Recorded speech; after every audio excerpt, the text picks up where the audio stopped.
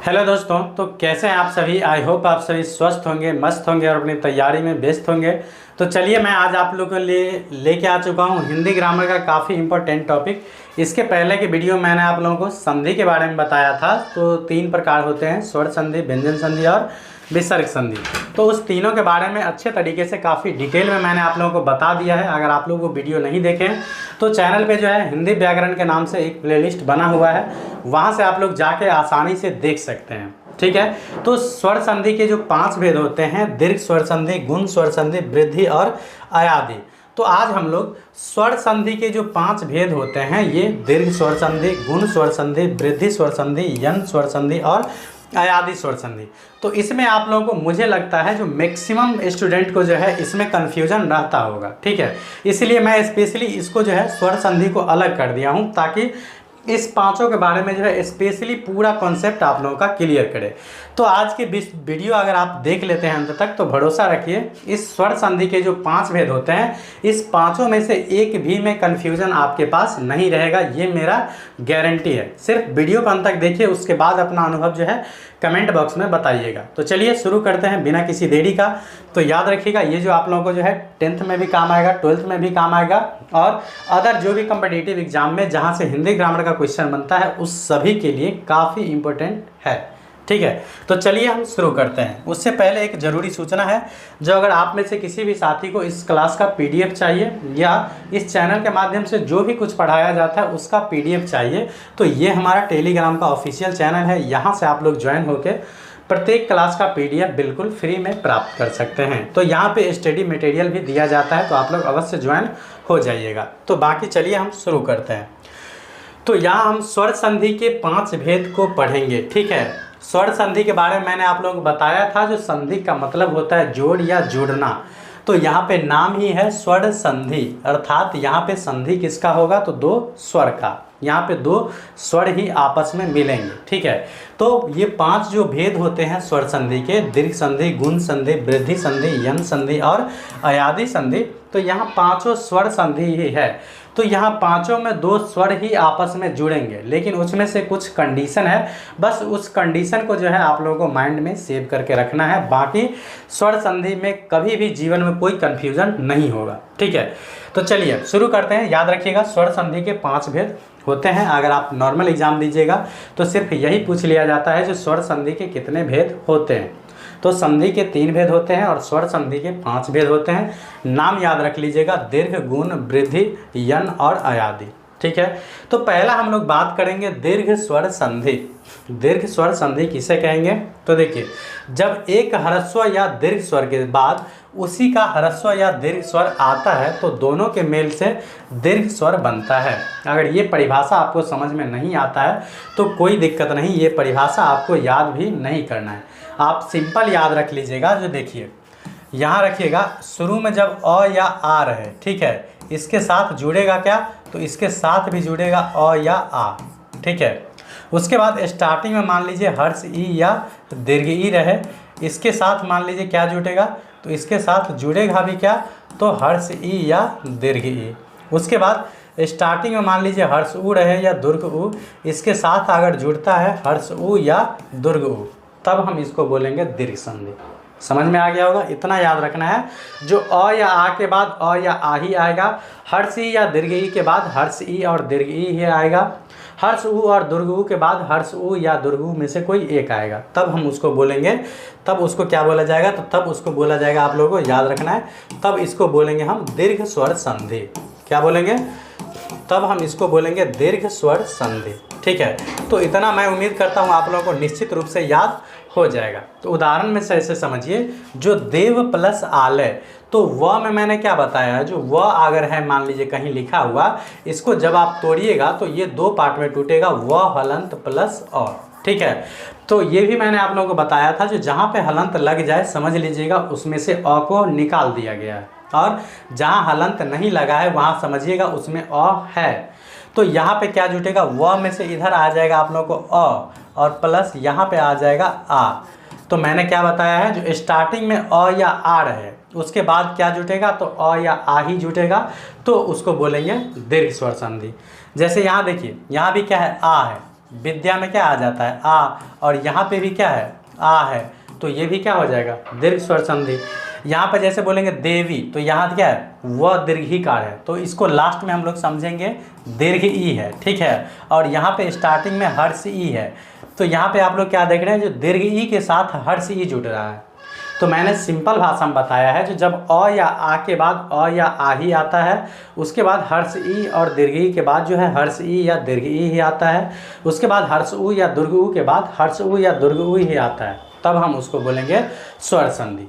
तो मुझे नहीं लगता जो है जो इसके बाद भी अगर कोई कन्फ्यूजन आपके मन में रहेगा, अगर फिर भी रह जाता है तो कमेंट जरूर कीजिएगा। तो मैं उम्मीद करता हूँ आप लोगों को जो पहला जो दीर्घ स्वर संधि है ये समझ में आ गया होगा, ठीक है। उसके बाद दूसरा समझेंगे गुण स्वर संधि। तो गुण स्वर संधि में बोला जा रहा है जब अ या आ के बाद हर्ष ई या दीर्घ ई या हर्षु या दीर्घ उ या री स्वर आए तो उनके मेल से क्रमशः ए ऐ और अर बन जाता है। तो सिंपल याद रखिएगा, जो देखिए स्टार्टिंग में जब रहेगा अ या आ, ठीक है, इसके साथ जुड़ेगा क्या, तो इसके साथ जुड़ेगा हर्ष ई दीर्घ ई हर्ष उ, उसके बाद दीर्घ उ और री, ठीक है। तो शुरुआत में अ या आ में से कुछ भी आ जाए और इसके बाद ये सब में से कोई भी आप लोगों को दिखाई दे, अ और आ के बाद हर्ष ई दीर्घ ई हर्ष दीर्घ री, इस सब में से कुछ भी जुड़े तो समझ लीजिएगा गुण स्वर संधि, ठीक है। बस इतना सा बात आप लोगों को याद रखना है। तो उम्मीद करता हूँ आप लोग इसे याद रख लीजिएगा, ठीक है ना, नहीं तो कन्फ्यूजन जीवन भर भरा रहेगा।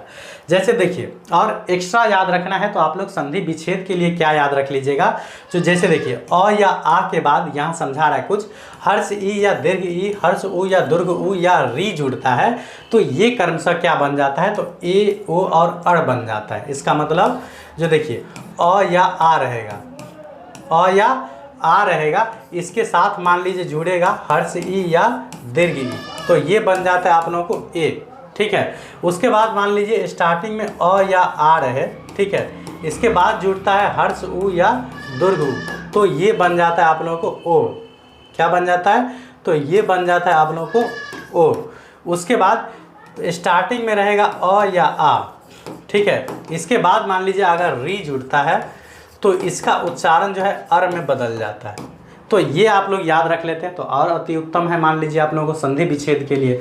फिलहाल अगर ये याद नहीं रहे तो सिंपल याद रखिएगा, जो शुरुआत में जब भी अ या आ आए और उसके बाद जुड़ने वाला क्या रहेगा, तो हर्ष ई दीर्घ ई हर्ष उ दीर्घ उ और री, इस पांचों में से कोई एक रहे तो समझ लीजिएगा ये जो होगा ये क्या हो जाएगा गुण स्वर संधि। उदाहरण देखिए, जैसे देव प्लस इंद्र, तो यहाँ व में क्या आ जाएगा, तो व में आ जाएगा अ और यहाँ पे क्या है ई, तो अ और ई मिलकर के ए का उच्चारण हो जाता है, तो इसलिए देव प्लस इंद्र बराबर क्या हो जाएगा देवेंद्र, तो यहाँ ए का उच्चारण हो गया। तो यहाँ जुड़ा क्या, तो यहाँ जुड़ा अ और यहाँ ए मतलब हर्षी। तो शुरुआत में मैंने बताया है जो अ या आ रहे उसके बाद में क्या जुटे, तो हर्षी दीर्घ ई हर्षु दीर्घ और री, इस पांचों में से कोई भी जुड़े उसके बाद तो ये कहलाएगा आप लोगों को गुण स्वर संधि। दूसरा जैसे बोलेंगे जो महा प्लस इंद्र, तो यहाँ महा में क्या आ जाएगा आ और यहाँ पे जुड़ क्या रहा है शुरुआत में हर्ष ई, तो आ के बाद हर्षी जुड़ा है। तो क्या बताया मैंने, जो स्टार्टिंग में अ या आ रहे उसके बाद क्या जुड़ेगा, तो हर्ष ई दीर्घ ई हर्ष उ दीर्घ और री, इस पांचों में से कुछ भी जुड़ेगा तो ये हो जाएगा सिंपली गुण स्वर संधि। तो उम्मीद करता हूँ दीर्घ स्वर संधि और गुण स्वर संधि समझ में आ गया होगा। जैसे बोलेंगे देव प्लस ऋषि, तो यहाँ व में क्या आ जाएगा, आप लोग देख रहे हैं अ और यहाँ आ जाएगा क्या चीज़, तो यहाँ आप लोग जुड़ रहा है री, तो अ और री जब जुड़ेगा तो ये हो जाएगा अर का उच्चारण, तो देव प्लस ऋषि बराबर हो जाएगा देवर्षि, तो और अर का उच्चारण आ गया। तो उम्मीद है आप लोगों को गुण स्वर संधि समझ में आ गया होगा। कुछ आवाज़ हो रहा है उसको आप लोग थोड़ा सा इग्नोर कीजिएगा, ठीक है। उसके बाद गुण स्वर संधि तो हो ही गया है, ठीक है, गुण स्वर संधि मैंने आप लोगों को बता दिया। उसके बाद है वृद्धि स्वर संधि। तो वृद्धि स्वर संधि में याद रखिएगा जब अ या आ के बाद ए ऐ ओ या औ स्वर आते हैं तो उसके मेल से क्या हो जाता है ऐ औ और औ बन जाता है या ऐ और औ बन जाता है। सिंपली याद रखिएगा जब स्टार्टिंग में अ या आ रहे, ठीक है, शुरुआत में क्या रहे अ या आ रहे और इसके बाद जुटने वाला समझिएगा ए रहेगा या ऐ रहेगा या ओ रहेगा या औ रहेगा, ठीक है। तो शुरुआत में ये रहे और लास्ट में इस चारों में से कोई भी एक रहे, तो समझ लीजिएगा वो क्या हो जाएगा, वृद्धि स्वर संधि। ठीक है, तो ये कुछ बात जो मैं आप लोगों को बता रहा हूँ, इसको थोड़ा सा आप लोग बारीकी से देखिएगा तो ये माइंड में आप लोगों का सेट हो जाएगा। ठीक है, तब आप लोगों को इस स्वर संधि के जो 5 भेद होते हैं उसमें कभी भी जीवन में कोई कन्फ्यूजन नहीं होगा। जैसे एक बार रिपीट करवा देता हूँ मैं, जो दीर्घ स्वर संधि में मैंने आप लोगों को क्या बताया है, जो अ या आ के बाद क्या जुटेगा, तो अ या आ में से ही कोई एक रहेगा। हर्ष ई और दीर्घ ई के बाद क्या रहेगा, तो हर्ष ई और दीर्घ ई रहेगा। उसके बाद हर्ष उ या दुर्ग उ के बाद हर्ष उ या दुर्ग उ में से कोई एक रहेगा, तब हम उसको बोलेंगे दीर्घ स्वर संधि। उसके बाद क्या था, तो गुण स्वर संधि।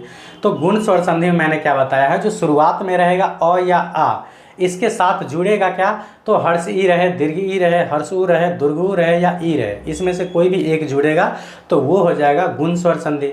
और वृद्धि संधि में याद रखिएगा, जो शुरुआत में रहेगा अ या आ, इसके साथ जुड़ेगा क्या, तो ए जुड़े, ऐ जुड़े, ओ जुड़े या औ जुड़े, तो ये हो जाएगा आप लोगों को वृद्धि संधि। इसमें परिवर्तन कैसे होगा, तो परिवर्तन होगा, याद रखिएगा, अ या आ के साथ, अ या आ के साथ मान लीजिए अगर ए जुड़ता है तो ये हो जाता है ऐ का उच्चारण। और उसके बाद दूसरा बात याद रखिएगा, जो अ या आ के बाद, अ या आ के बाद मान लीजिए ओ जुड़ता है, ए या ऐ दोनों जुड़ता है, तो ये क्या हो जाता है, ऐ का ही उच्चारण। उसके बाद इसमें से ओ जुटेगा या औ जुटेगा, तो ये क्या हो जाएगा, तो ये हो जाएगा आप लोगों को औ का उच्चारण। समझ लीजिएगा, जो अ या आ के साथ ए या ऐ जुड़े तो ये ऐ का ही उच्चारण बनेगा। उसके बाद अ या आ के बाद ओ या औ जुड़े तो ये औ का उच्चारण बनता है। तो ये जब आप याद रखिएगा तो ये आप लोगों को संधि विच्छेद करने में काम आएगा, तो इसको भी आप लोग जरूर याद रख लीजिएगा। जैसे कुछ उदाहरण देखते हैं, मान लीजिए 1 + 1, तो यहाँ देखिए 1, तो यहाँ क में क्या आ जाएगा, अ, और यहाँ पे क्या है, ए, तो अ और ए मिल के क्या हो जाएगा, तो ये हो जाएगा ऐ। ठीक है ना, तो 1 + 1 बराबर क्या हो जाएगा, एकैक, तो ऐ का उच्चारण आ गया। ठीक है, उसके बाद सदा + एव, तो सदा में क्या आ जाएगा, आ, और यहाँ पे आ रहा है ए, तो आ + ए बराबर मैंने क्या बताया, ऐ, तो सदा + एव बराबर क्या हो जाएगा, सदैव। ठीक है, उसके बाद महा + ऐश्वर्य बराबर यहाँ क्या हो जाएगा, महेश्वरी, तो यहाँ आ में क्या हो जाएगा, हा में आएगा आ, और यहाँ आ जाएगा ऐ, तो ये क्या हो जाएगा, ऐ का ही उच्चारण रहेगा, तो महेश्वरी। ठीक है, जैसे महा + ओजस्वी, तो आ में आ जाएगा क्या, तो हा में आ जाएगा, सॉरी, हा में आ जाएगा आ, और यहाँ पे आ जाता है आप लोगों को ओ, तो आ + ओ मैंने क्या बताया है, तो यहाँ देखिए औ, तो क्या हो जाएगा, महा + ओजस्वी बराबर महाओजस्वी। ठीक है, तो औ का उच्चारण आ गया। तो ये जब आप लोग याद रख लीजिएगा तो ये आप लोगों को आ जाएगा संधि विच्छेद में काम। ये आप लोग याद रख लीजिएगा तो कभी वृद्धि संधि में कोई भी कन्फ्यूजन नहीं होगा। ठीक है, तो 3 संधि जो है आप लोगों को समझ में आ गया होगा। चौथा हम लोग बात करेंगे यन संधि के बारे में।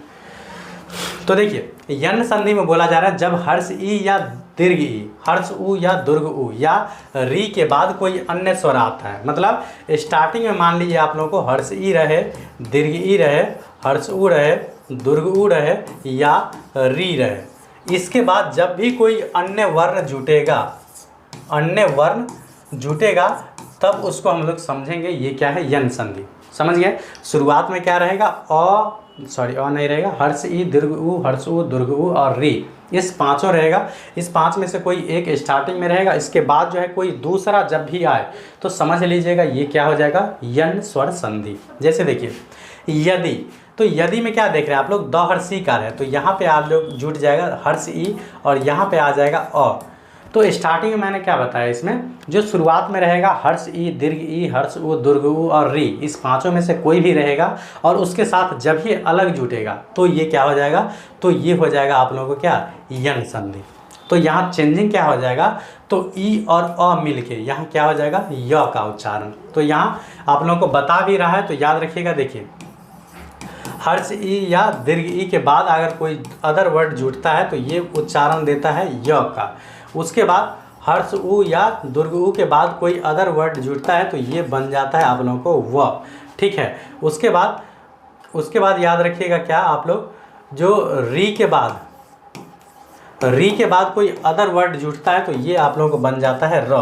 तो ये आप लोग याद रखिएगा संधि विच्छेद के लिए। ठीक है, और ये याद रख लीजिएगा इस संधि के लिए। ठीक है, तो यन स्वर संधि में आप लोगों को क्या याद रखना है, जो स्टार्टिंग में हर्ष ई, दीर्घ ई, हर्ष उ, दीर्घ उ और री, इसके बाद अदर जब भी कोई वर्ण इसके साथ जुटेगा तो ये हो जाएगा यन स्वर संधि।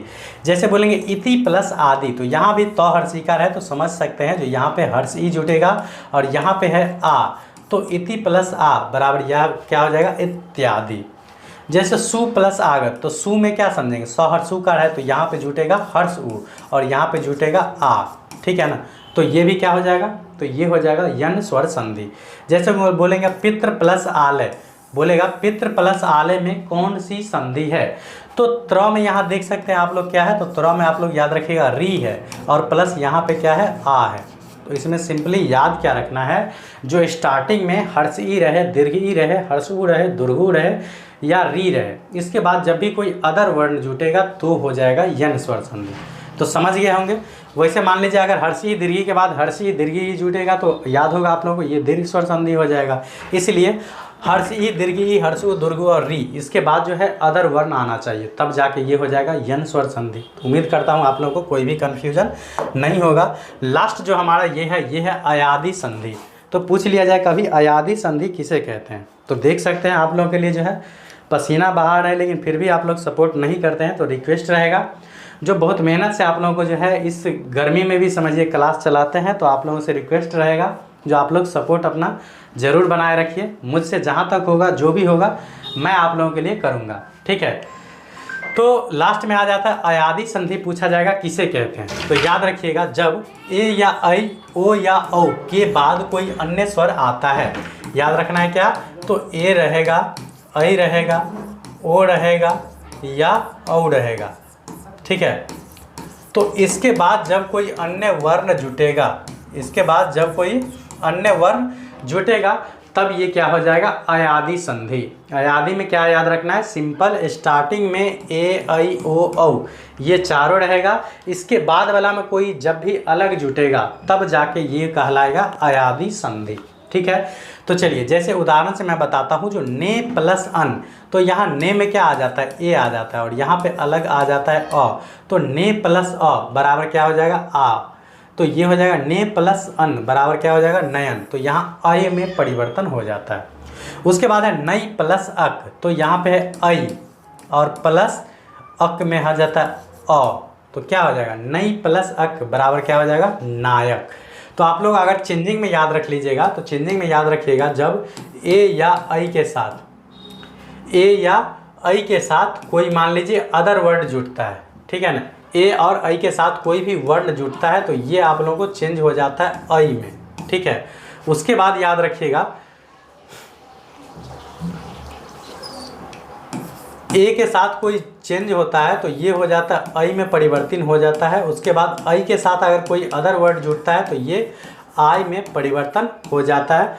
उसके बाद ठीक है ओ को में मतलब ओ में जब अदर वर्ड कोई जुटेगा तो ये परिवर्तन हो जाता है अव में, ठीक है। और जब औ के साथ कोई अदर वर्ड जुटता है तो यहाँ पे ये जो चेंज हो जाता है ये चेंज होता है आवे में। तो इतना जब आप लोग याद रख लीजिएगा तो ये आप लोगों को आ जाएगा संधि विच्छेद में काम। जो स्टार्टिंग में मान लीजिए ए है, इसके साथ अगर कोई दूसरा वर्ण जुटता है तो ये ऐ में परिवर्तन हो जाता है। जैसा कि यहाँ आप लोग को दिख रहा होगा जो ने प्लस अन, तो यहाँ पे क्या जुटा ए और प्लस अ, तो यहाँ क्या हो जाएगा ऐ, तब ना ने प्लस अन बराबर नयन कैसे हुआ, इसी प्रकार से, ठीक है ना। जैसे बोलेंगे पो प्लस अन, तो पो में क्या आ जाएगा ओ, पे में पोह में क्या आ जाएगा ओ, और यहाँ क्या है अ। तो मैंने बताया जो ओ के साथ जब भी कोई चीज़ जुड़ेगा तो ये हो जाएगा अव का उच्चारण। तो पो प्लस अन बराबर पवन, अव का उच्चारण आ गया पवन, ठीक है ना। उसके बाद पौ प्लस अक, तो यहाँ मैंने आप लोगों को बताया है जो औ क्या जुटेगा औ, इसके साथ मान लीजिए अदर कुछ भी जुटेगा तो ये परिवर्तन हो जाता है आव में, ठीक है ना। तो इसीलिए पौ प्लस अक बराबर क्या हो जाता है पावक, ठीक है। तो मैं उम्मीद करता हूँ आप लोगों को ये अयादि संधि में समझ में आ गया होगा। तो चलिए मैं एक बार आप लोगों को शॉर्ट रिवीजन करवा देता हूँ, ठीक है, ताकि आप लोगों को एक बार कन्फ्यूजन क्लियर हो जाए, ठीक है। तो देखिए आप लोगों के लिए एक रिवीजन मैं आप लोगों को करवा देता हूँ लास्ट में।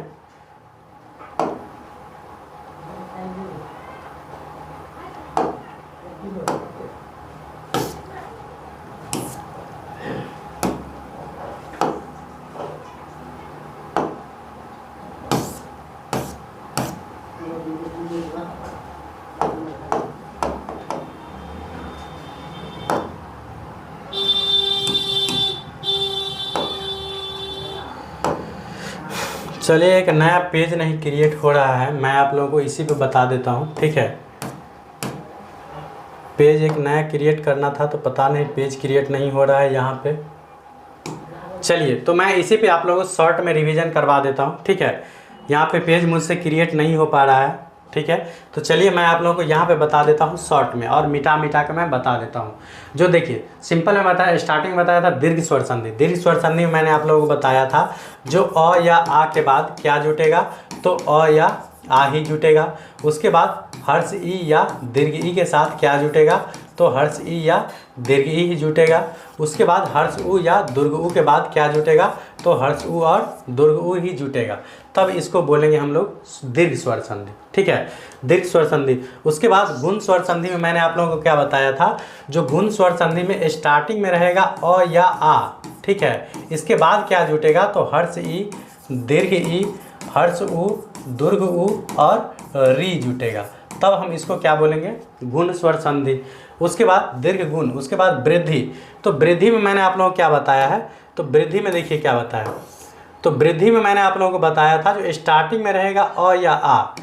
वृद्धि में क्या बताया है, जो स्टार्टिंग में रहेगा अ या आ और इसके साथ जुटेगा क्या, तो ए जुटेगा या ऐ जुटेगा या ओ जुटेगा या औ जुटेगा। तब हम इसको बोलेंगे वृद्धि संधि। यन संधि में मैंने क्या बताया है, यन संधि में मैंने आप लोगों को बताया है, यन में बताया जो स्टार्टिंग में रहेगा हर्ष ई या दीर्घ ई। स्टार्टिंग में मैंने बताया है जो हर्ष ई रहेगा, दीर्घ ई रहेगा, हर्ष उ रहेगा, दुर्ग उ रहेगा या री रहेगा। इसके साथ जब भी कोई अन्य जुटेगा तब जाके ये हो जाएगा यन संधि। और अयादि में मैंने आप लोगों को लास्ट में क्या बताया है, तो अयादि में बताया है जो स्टार्टिंग में रहेगा ए, ठीक है, ए रहेगा, ऐ रहेगा, ओ रहेगा और औ रहेगा, ठीक है। तो इसके साथ कोई अन्य जुटेगा तब जाके ये हो जाएगा अयादि संधि। तो चलिए, मैं उम्मीद करता हूँ आप लोगों को इस वीडियो को देख लेने के बाद जो है स्वर संधि के जो 5 भेद होते हैं उसमें कोई भी दिक्कत नहीं होगा। बाकी इसके बाद भी अगर कोई कन्फ्यूजन आपके मन में रह जाता है तो कमेंट बॉक्स में ज़रूर बताइएगा।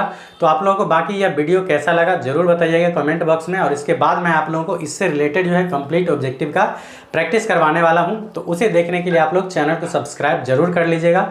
तो चलिए मिलते हैं नेक्स्ट वीडियो में, तब तक के लिए बाय, लव यू ऑल।